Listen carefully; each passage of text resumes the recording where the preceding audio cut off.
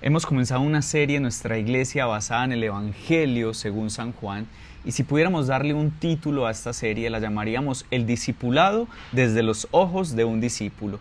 Recordemos que el cuarto evangelio lo escribe Juan, quien asimismo se llama el discípulo amado. Ahora, recordemos que Juan fue una persona muy cercana al corazón de Jesús, y esto nos permite tener desde su perspectiva una perspectiva diferente a la de los evangelios sinópticos. Hoy vamos a hablar de Juan capítulo 1, del 1 al 13, y quiero leer los primeros dos versículos porque los demás los vamos a ir desarrollando en nuestra enseñanza, para poder ver cuál es la perspectiva de Juan respecto a Jesús. Dice: en el principio, antes de la creación del mundo, ya existía la palabra. La palabra estaba con Dios y era Dios. Estaba ahí con Dios en el comienzo. Versículo 3, vamos a leer los primeros tres. Todo se hizo por aquel que es la palabra. Sin él, nada se habría hecho. Esta prédica la hemos titulado: Si soy discípulo, ¿quién es Jesús a quien yo sigo? Ahora, queremos abordar el Evangelio de Juan y lo vamos a estudiar en las siguientes semanas o meses de una manera expositiva. En los siguientes domingos buscamos, a través de la perspectiva de Juan, entender cómo se vive el discipulado, visto por un discípulo que realmente caminó directamente con Jesús. El mismo Juan, como ya lo hemos hablado, se reconoce como el discípulo amado en Juan 13:23, Juan 21 del 20 al 24. Siempre nos ha parecido curioso cómo él mismo se llama el discípulo amado, pero podríamos decir que Juan pudo experimentar el amor del Padre a través de Jesús, y él mismo puede reconocer la relación tan cercana que tenía con Jesús. Juan tiene una forma muy especial de presentar a Jesús en su evangelio, tanto así que ha provocado ciertos debates sobre el lugar que ocupa entre los mismos evangelios. Este hermoso libro es conocido por muchos como el libro de las señales, tanto así que el filósofo Clemente de Alejandría, quien estuvo en el año 155 al 220 después de Cristo, lo llama el evangelio espiritual. Tanto así diciendo como que los primeros tres evangelios o los evangelios sinópticos hablan mucho como de las obras de Jesús en la tierra, mostrándonos a Jesús desde otra perspectiva, pero Juan nos muestra un evangelio más espiritual, según Clemente de Alejandría. Es necesario interpretar el evangelio de Juan visto desde la misma perspectiva de Juan, ya que no posee la misma interdependencia que tienen los evangelios sinópticos. Podríamos decir que mientras los sinópticos se enfocan en un ministerio galileo que culmina en Jerusalén, Juan presenta un ministerio centrado en Judea, con frecuentes visitas a Jerusalén y el templo. Debemos tener en cuenta que los episodios más relevantes de Juan no aparecen en los evangelios sinópticos, tales como las bodas de Caná, la historia de Nicodemo, que todos los cristianos la conocemos, y aquel famoso versículo de Juan 3:16, la mujer samaritana, el ciego de Siloé, Lázaro, el lavamiento de los pies de los discípulos, el largo discurso o diálogo con Pilato y otros más. Sin embargo, por otro lado, temas claves de los sinópticos están ausentes de Juan, como el nacimiento de Jesús, los llamados exorcismos o liberaciones, como le decimos hoy en día, la sanidad de los leprosos o la interacción con los publicanos, las tentaciones, la transfiguración y la institución de la cena, que de eso hablaremos mucho más adelante en esta misma serie. En los sinópticos vemos a un Jesús usando parábolas. En Juan lo vemos con largos y estructurados discursos, usando declaraciones como yo soy el pan de vida, yo soy la luz del mundo. Se dice que, o podemos encontrar en el Evangelio de Juan 7 yo soy, que los veremos más adelante. El pensamiento cristiano temprano concluye a menudo que Juan lo que estaba haciendo era que estaba complementando o de alguna manera interpretando a los sinópticos. Ahora, todo esto que estamos haciendo es una pequeña introducción sobre el libro, y es importante entender que el mismo libro de Juan, desde Juan capítulo 20, versículo 31, nos resume el propósito del libro. Él dice en Juan 20:31, pero estas cosas se han escrito para que ustedes crean que Jesús es el Cristo, el Hijo de Dios, y para que al creer tengan vida en su nombre. En nuestras palabras sería algo así como que ese es el Jesús del que les voy a hablar, y este Jesús está vivo, es real y transforma vidas. Se los digo yo, podría decir Juan, que estuve muy cerca de él. El propósito de este evangelio es básicamente que los lectores nos encontremos con el Jesús Redentor, que al leerlo podamos creer en Jesús. Ahora, la primera mitad del libro se divide en un hermoso poema sobre Jesús, que es el que vamos a aprender hoy, con una parte que veremos en el siguiente estudio, y hasta el capítulo 12 habla sobre señales y milagros que generan cada vez más controversia, culminando con un gran milagro, que es la resurrección de Lázaro, que definitivamente es la controversia más alta que nos puede mostrar el Evangelio de Juan respecto a la posición que los judíos tenían sobre Jesús. Luego de esto, los líderes religiosos se enfocan en matar a Jesús. Lo que nos lleva a la segunda mitad del libro, que es del capítulo 13 al 20, donde Jesús está preparando a sus discípulos para lo que conocemos como la hora, y es el momento de su muerte. También podemos encontrar las últimas palabras de Jesús, su muerte y su resurrección, concluyendo en el capítulo 21 con un resumen, lo que se conoce como un epílogo. Ahora, Juan busca mostrarnos a Jesús como Dios. Quiere mostrarnos la persona de Jesús, quién es Él y qué vino a hacer. Por eso el pasaje que estudiaremos hoy hace una hermosa introducción de la manera en la que el discípulo amado quiere mostrarnos a Jesús nuestro Señor y Salvador, respondiendo a la pregunta de nuestra enseñanza: si yo soy discípulo, ¿quién es Jesús a quien yo sigo? Podríamos responder esta pregunta con 3 frases con las que vamos a desarrollar esta enseñanza. La primera frase que responde a la pregunta si soy discípulo, ¿quién es Jesús a quien yo sigo? Es: Jesús es la palabra de Dios. En la Reina Valera del 95, los primeros versículos del 1 al 5 dicen: en el principio era el Verbo estaba con Dios y el Verbo era Dios. Versículo 2: este estaba en el principio con Dios. Todas las cosas por medio de Él fueron hechas, y sin Él nada de lo que ha sido hecho fue hecho. En Él estaba la vida, y la vida era la luz de los hombres. La luz resplandece en las tinieblas, y las tinieblas no la dominaron. A esta pregunta y la primera declaración de si soy discípulo, ¿quién es Jesús a quien yo sigo?, respondemos con esta primera declaración, y es: Jesús es la palabra de Dios. Dice allí: en el principio era el Verbo. Partamos dando un poquito de contexto, y es entender qué significa la palabra o el verbo, que en griego es logos, para los judíos y para los griegos, que es a quien Juan les está escribiendo inicialmente. Podríamos decir lo que decía el profesor John Patterson. Él decía: para el hebreo, la palabra era algo aterradoramente vivo. Era una unidad de energía cargada de poder. Volaba como una bala hacia su blanco. Por eso mismo el hebreo era parco en palabras. Y lo podríamos ver de esta manera: mientras que para los hebreos hay menos de 10.000 palabras, para los griegos hay 200.000 palabras.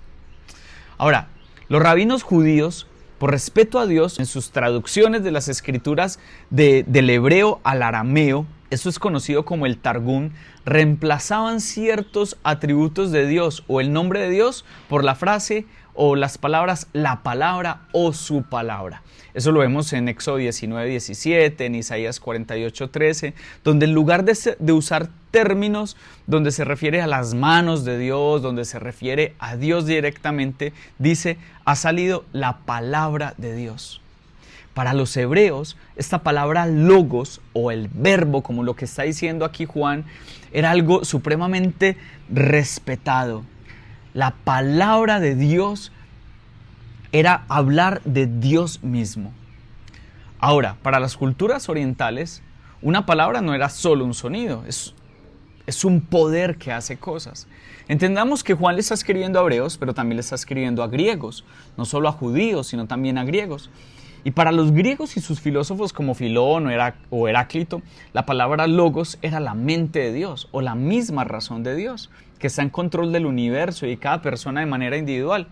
Filón mantenía la idea de que el logos era lo más antiguo del mundo y el instrumento por medio del cual Dios lo había hecho todo. Por lo tanto, en esta introducción, Juan le está diciendo tanto a los judíos como a los griegos: por siglos ustedes han estado hablando y pensando y escribiendo sobre lo mismo, sobre el verbo. Ahora les diré quién es. Juan se encontraba con los judíos y los griegos donde estaban y les explicó a Jesús en términos que ellos mismos lo pudieran comprender. Ahora, en un sentido más teológico, no podemos perder de vista que estas primeras palabras de este poema son un eco de Génesis 1, del 1 al 5. Génesis 1, del 1 al 5 dice: en el principio Dios creó los cielos y la tierra. La tierra estaba sin orden y vacía, y las tinieblas cubrían la superficie del abismo, y el Espíritu de Dios se movía sobre la superficie de las aguas. Entonces dijo Dios: sea la luz, y hubo luz. Dios vio que la luz era buena, y Dios separó la luz de las tinieblas, y Dios llamó a la luz día, y a las tinieblas llamó noche, y fue la tarde y fue la mañana un día. En Génesis, Dios habló y creó los cielos y la tierra. En Juan, todas las cosas llegan a existir por medio de la palabra.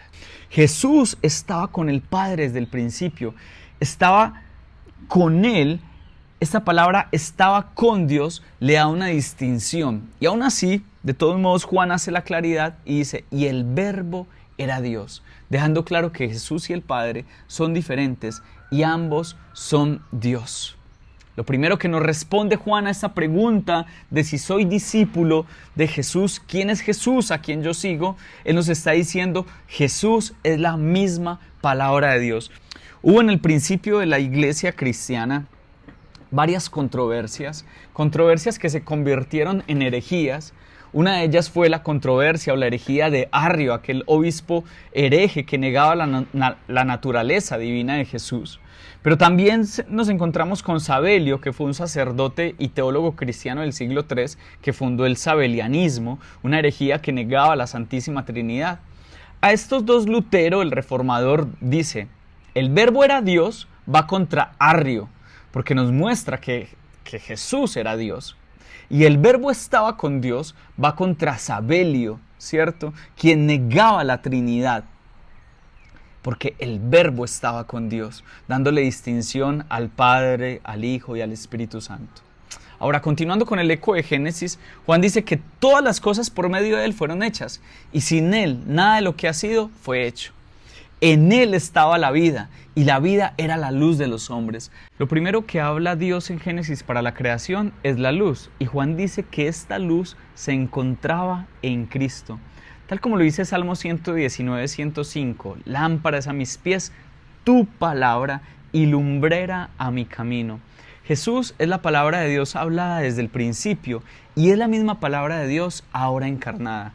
En Cristo fueron creadas todas las cosas y Él vino a traer luz a la humanidad. Tal cual como lo vemos en Génesis, donde por la palabra vino la luz a la creación, por Jesús, quien es la palabra hecha carne, vino la luz a todos los hombres. Jesús es la palabra de Dios hablada desde el principio y es la misma palabra de Dios ahora encarnada. En Cristo fueron creadas todas las cosas y Él vino a traer la luz a la humanidad.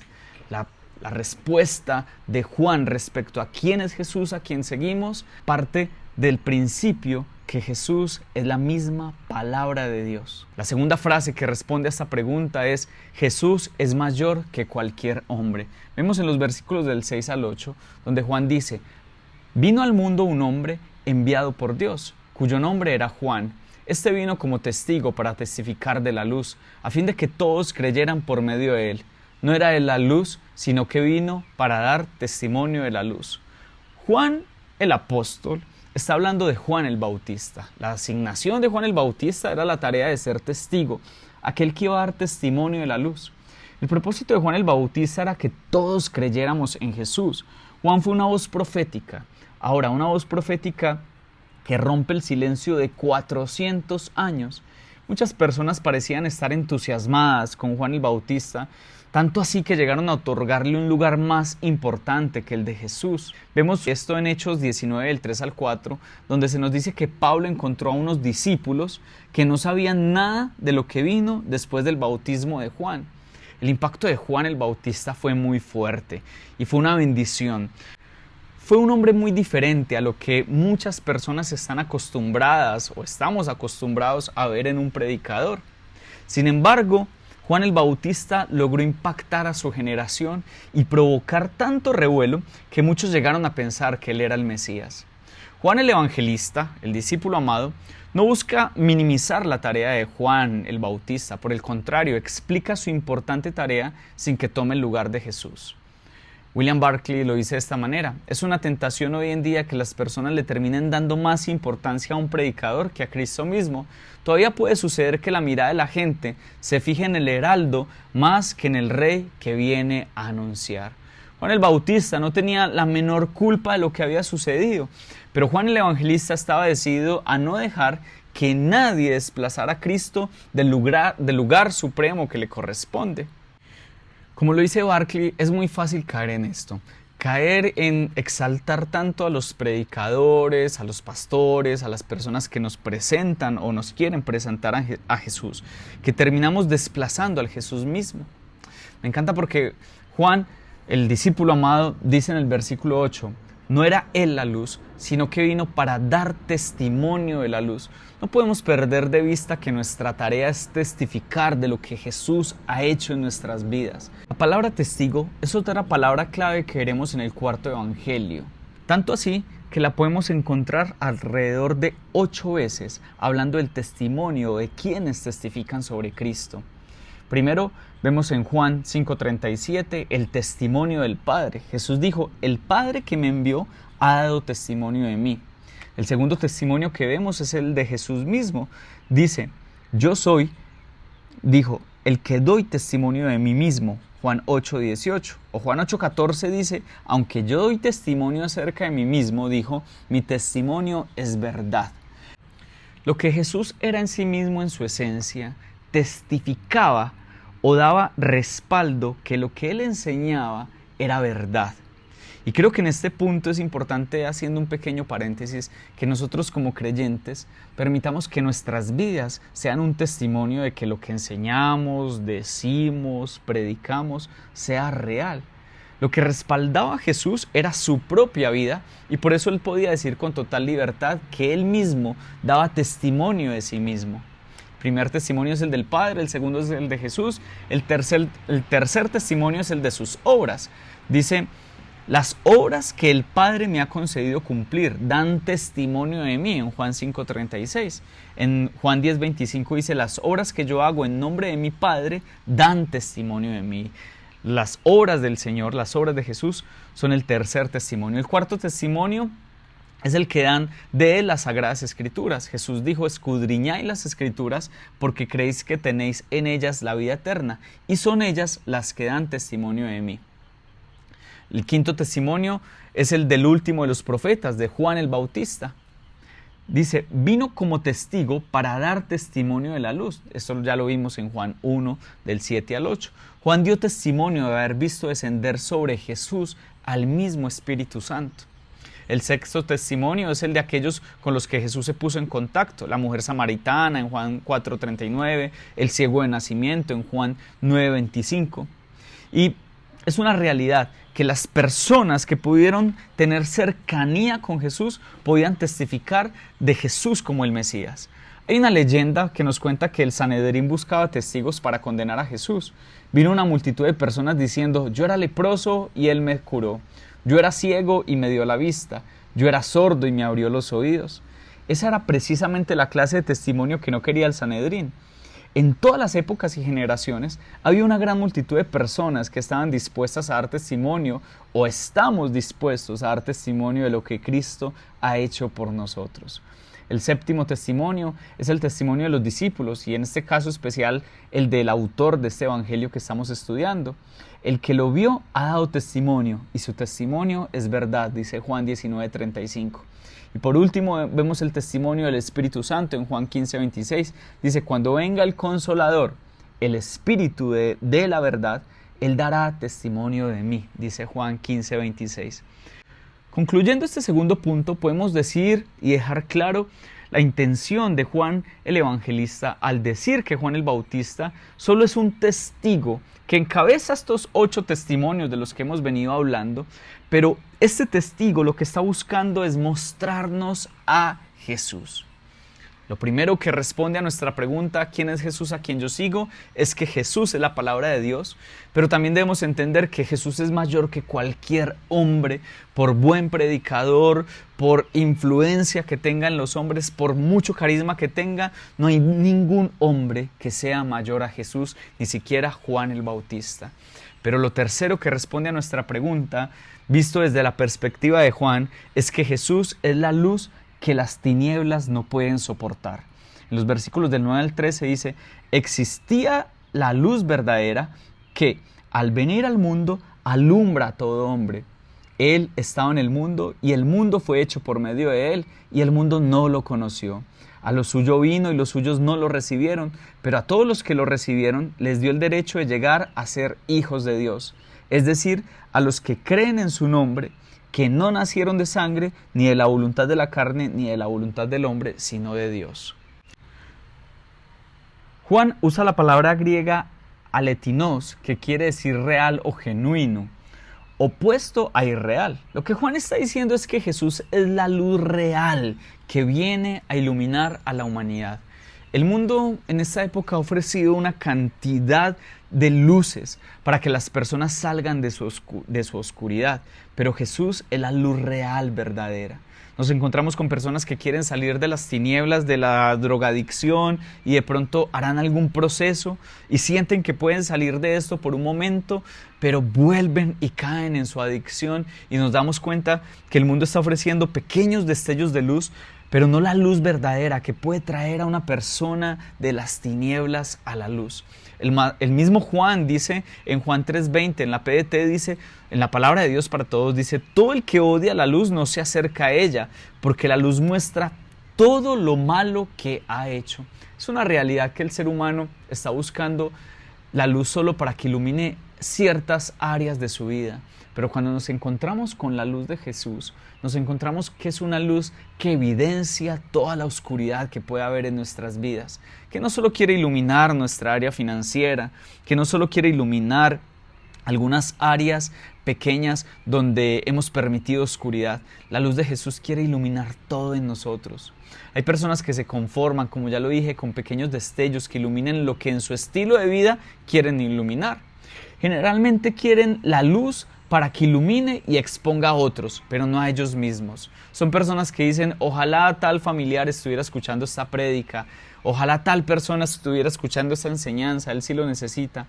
Son esas personas que quieren la luz para otros, pero la rechazan para su propia vida. Pero viéndolo desde esta palabra, nos damos cuenta que quienes disfrutan de esa luz son los hijos, los que no rechazaron la luz, sino los que quieren abrazarla, aún sabiendo que esta luz los expone y deja ver su pecado.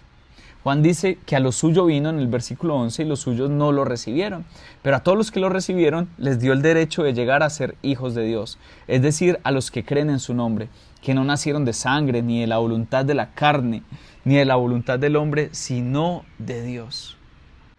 Juan nos está dejando claro que Jesús es la luz que viene a traer libertad a la humanidad y que viene a exponer nuestras áreas de oscuridad, aquellas áreas en las que requerimos que Jesús nos exponga para reconocer nuestra fuerte necesidad de Él.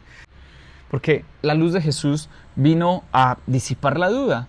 Lo que no sabías de Dios lo puedes encontrar en Jesús. La luz de Jesús también vino a disipar la desesperación. Como lo dijo el filósofo Séneca, las personas odian sus pecados, pero no se pueden liberar de ellos. Esa desesperación que trae caminar en el pecado y tratar de salir de él, como cuando un carro se encuentra atascado en el barro, que por más que acelere no puede salir de él. Esa desesperación que trae el pecado, Jesús vino a disiparla.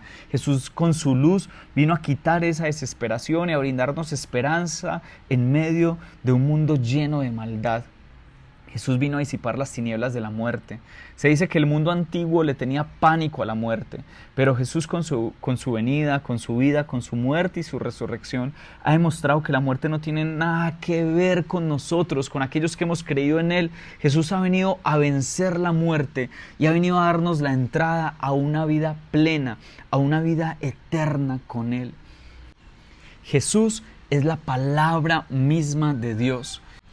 Jesús es mayor que cualquier ser humano, cualquiera que tenga dones, habilidades, carisma, elocuencia. Jesús está por encima de cualquier hombre aquí en la humanidad. Pero lo tercero que nos dice Juan es que Jesús es la luz que viene a disipar la oscuridad. Jesús es la luz que no soportan las tinieblas. Y si tú has rendido tu vida a Jesús, es importante entender que la luz de Jesús vino a traer libertad a nuestras vidas. La manera en la que tú y yo vemos a Jesús es la manera en la que nos permitimos acercarnos a Él. Por eso es importante entender la perspectiva desde la cual el discípulo amado nos quiere mostrar a Jesús con el cual Él caminó. Jesús es la palabra y esa palabra es la revelación misma de Dios y de su gloria. Recuerda que el propósito del libro de Juan es que puedas creer. Para Juan es importante que nosotros como lectores entendamos a Jesús tal y como es en su esencia.